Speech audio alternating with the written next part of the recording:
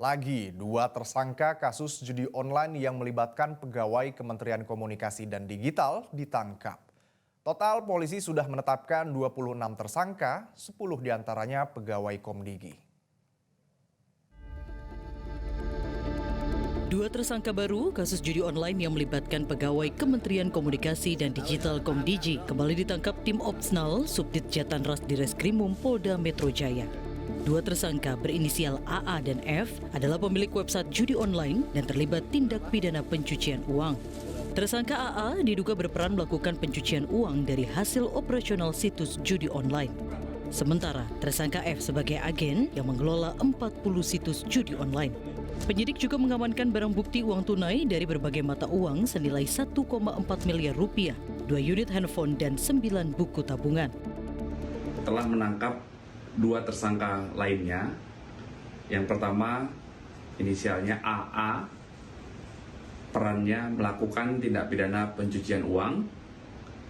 Tersangka AA ditangkap tanggal 26 November 2024. Kemudian yang kedua adalah tersangka F alias W alias A, perannya adalah sebagai agen 40 website judi online. Dengan penangkapan ini, total tersangka dalam kasus judi online yang melibatkan pegawai Komdigi mencapai 26 orang.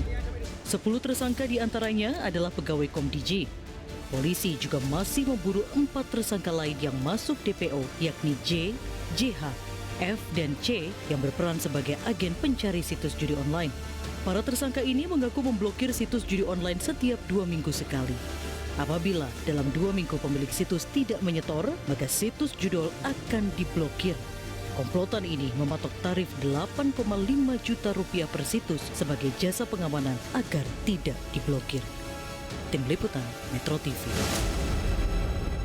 Jelajahi cara baru mendapatkan informasi. Download Metro TV Extend sekarang.